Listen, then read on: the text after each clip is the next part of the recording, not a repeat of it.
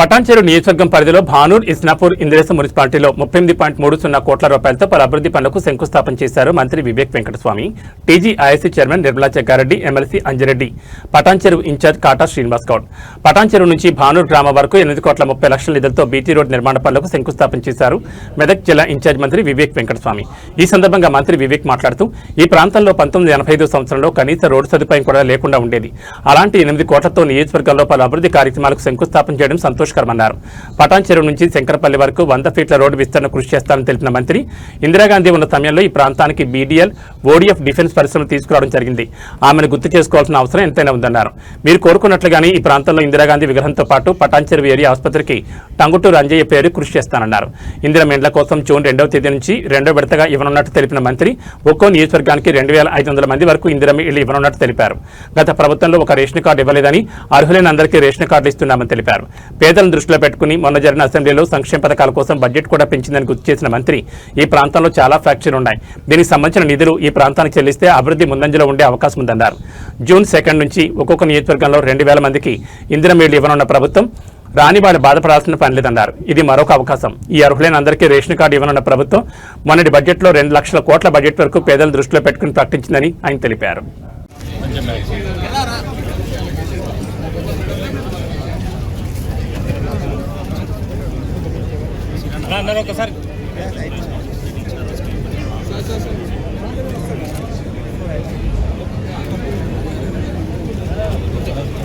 అనంతరం మంత్రి గారి సందేశం ఉంటుంది.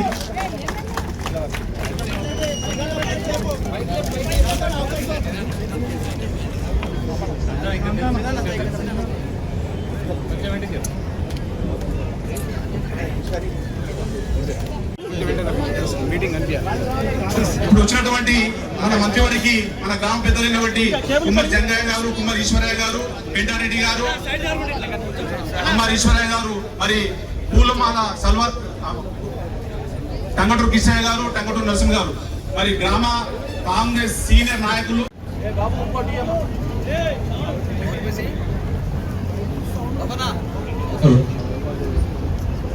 హలో, ఈరోజు స్వాగతం పలుకుతూ సమయం 19 నిమిషాలు మీద అవగతం చేయాలి. ఐఎన్టీసీ జిల్లా ప్రెసిడెంట్ నరసింహారెడ్డి గారు కూడా వారు కూడా మంత్రి గారు అహ్మదుల్లా గారు కూడా మంత్రి గారితో శాలువ పూలమాలతో సత్కరించాల్సిన కోరుచున్నారు.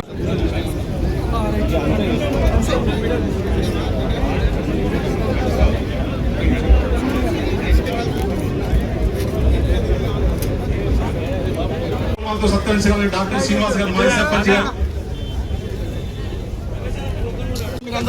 మరి మంత్రి గారికి అలాగే వచ్చినటువంటి గెస్ట్ కూడా సన్మాన కార్యక్రమం ఉంటుంది. సన్మాన కార్యక్రమంలో అనంతరం వచ్చిన సంఘాలకు కూడా అందరికి అవకాశం ఉంటుంది. కాబట్టి కొత్తగా మన జిల్లాకు వచ్చిన కలెక్టర్ గారు మన గ్రామానికి రావడం మన అందరి అదృష్టం. చప్పట్లతోటి అలాగే మన ఎస్పీ గారిని అలాగే మన మంత్రి గారికి మైనార్టీకి సంబంధించినటువంటి మెమోరాండం కూడా ఇస్తారు. అలాగే వేదిక వద్దకు రావాల్సింది కోరుచున్నాం. అందరూ చేయడం జరిగింది మంత్రివారి చేతుల మీదుగా. అదేవిధంగా మన పటాన్చెరు నుండి శంకరపల్లి వరకు ఎన్నోసార్లు గతంలో కూడా నేను వెంకన్న కూడా నేను లెటర్ ఇవ్వడం జరిగింది. మీ సహకారంతో నాకు డబుల్ రోడ్ వస్తే వీళ్ళందరూ, ఎందుకంటే చాలా యాక్సిడెంట్లు అయి చనిపోతా ఉన్నారు. ఇది చాలా అతి ముఖ్యం. 100 ఫీట్ లేకుండా 60 ఫీట్ అయినా డబుల్ రోడ్ వేస్తే చాలా ఇబ్బంది పోతుంది. ఎట్టి పరిస్థితుల్లో మన కాన్స్టిట్యూన్సీ నుండి ఇది చాలా ముఖ్యం. ఎందుకంటే శంకరపల్లి వివిధ రోడ్లకు ఇక్కడికి చాలా మంది పోతా ఉన్నారు. రింగ్ రోడ్ దిగిన తర్వాత కూడా ఇక్కడికి పోవడానికి ఆస్కారం ఉంది. అదేవిధంగా 5 మున్సిపాలిటీలో వివిధ డెవలప్మెంట్ పనుల కోసానికి వచ్చిన మంత్రివర్యులకు, అదేవిధంగా మనకు సుమారు 100 కోట్లతోని ఈరోజు కాన్స్టిట్యూన్సీలో రెస్పాన్సిబిలిటీ ఏదైతే ఉన్నదో ఈ సెంట్రల్ గవర్నమెంట్ అండర్టేకింగ్స్ అన్ని కూడా ఇక్కడనే ఖర్చు పెడితే బాగుంటుంది. ఎందుకంటే లోకల్ ఏరియా డెవలప్మెంట్ కోసమే ఈ ఫ్యాక్టరీలన్నీ కూడా ప్రాఫిట్ చేసేటప్పుడు ఇక్కడనే ఖర్చు పెడితే బాగుంటుంది. కొద్దిగా మీరు దాంట్లో చొరవ తీసుకోవాలని చెప్పి కోరుతున్నాను.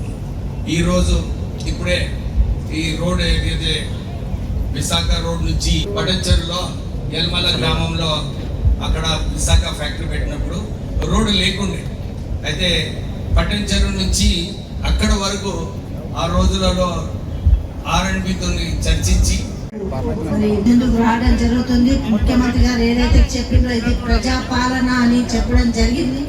మరి అదే విధంగా అధికారులు కానీ మరి ఇప్పుడున్న ప్రభుత్వ యంత్రాంగం మొత్తం కూడా ప్రజల మధ్యలో ఉంటూ ప్రజల సేవ చేస్తూ ముందుకెళ్తుంది. మరి ఇప్పుడే మరి సర్పంచ్ అడిగిన ఎంత పెద్ద రోడ్ కావాలి, మాకు చాలా అవసరం ఉందని తప్పకుండా మరి మన మంత్రివర్యులు ఉన్నారు.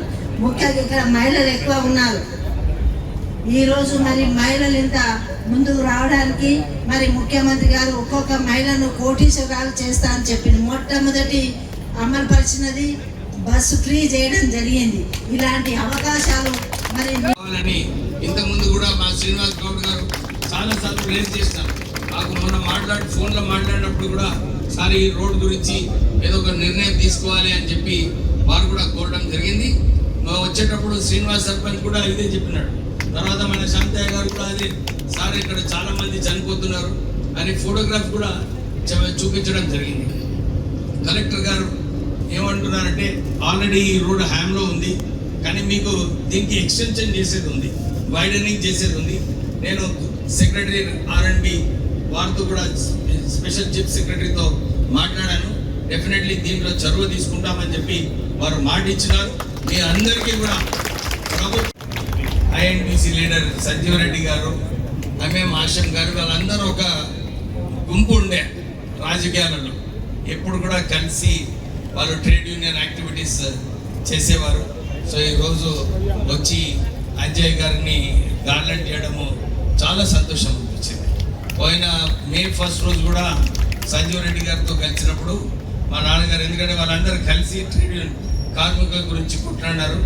ఇప్పుడు BDL నుంచి కూడా మా సోదరులందరూ కూడా మాకు హౌసింగ్ సొసైటీకి ల్యాండ్ కావాలని చెప్పి కోరినప్పుడు నాకు అనిపించింది దీన్ని ఈ డిమాండ్ ఏదైతే చేస్తుందో అది చేపించాలి. ఎట్లనన్నా మన ప్రజలకు సన్న బియ్యం ఇవ్వడంలో 10 సంవత్సరాలు మనము రేషన్ కార్డు రాలేదు, కానీ రేవంత్ రెడ్డి గారు ముఖ్యమంత్రి గారు అయిన తర్వాత ఒక నిర్ణయం తీసుకున్నారు. అందరికీ కూడా ఎవరైతే అర్హత ఉన్నదో వాళ్ళకి రేషన్ కార్డ్స్ ఇవ్వాలని చెప్పి రేషన్ కార్డ్స్ కూడా ఇవ్వడం జరిగింది. కలెక్టర్ గారు ఇదే చెప్తున్నారు, సార్ చాలా మంచిది, ఇక అందరికీ డిస్ట్రిబ్యూట్ కూడా చేశాము. కానీ చాలా చోట్ల కూడా అందరూ ఎదురు చూస్తున్నారు, మాకు పెన్షన్లు రావాలని చెప్పి ఎదురు చూస్తున్నారు. ఈ వచ్చే June 2 నుంచి మా ఫ్యాక్టరీ కూడా ఇందిరాగాంధీ గారి కాన్స్టిట్యున్సీలో పెట్టడం జరిగింది. సో మంచి స్టాచ్యూ పెడదాం అందరం కలిసి ఇందిరాగాంధీ స్టాచ్యూ. సో ఆ రోజులలో గరీబీ హటావో అని చెప్పి పేద ప్రజలకు అసైన్మెంట్ భూములు, ఇందిరమ్మ ఇల్లులు ఇవ్వడం జరిగింది. తర్వాత 2013లో కూడా కాంగ్రెస్ ప్రభుత్వం ఉన్నప్పుడు ఇందిరమ్మ ఇల్లులు ఇస్తే బాగుంటుంది అని చెప్పి ఆ రోజులలో అందరికీ ఇందిరమ్మ ఇల్లులు ఇవ్వడం జరిగింది. మళ్ళీ ఈసారి మేనిఫెస్టోలో పెట్టి రేవంత్ రెడ్డి గారు లేదు ఏది ఏమైనా కానీ ఈ ఇందిరమ్మ ఇల్లులు అన్ని చోట్ల కూడా మంచిగా కట్టాలని చెప్పి ఒక్కొక్క నియోజకవర్గంలో 3500 ఇందిరమ్మ ఇల్లులు శాంక్షన్ కావడం జరిగింది. మొన్న శ్రీనివాస్ రెడ్డి గారు రెవెన్యూ మినిస్టర్ గారు రివ్యూ తీసుకున్నారు. దీంట్లో ఏమేమి ఇష్యూస్ ఉన్నాయి, దీంట్లో ఏమేమి ఇబ్బందులు ఉన్నాయి, దీన్ని ఎట్లా సరిదిద్దాలని చెప్పి దాంట్లో కూడా చాలా మార్పులు తీసుకొచ్చి ప్రజలకు మేలు అయ్యేలాగా నిర్ణయాలు తీసుకోవడం జరిగింది. సో నేను అందరికీ కోరేది ఏంటంటే ఎవరైతే నిజంగా సుమత లేదో వారికి కొంచెం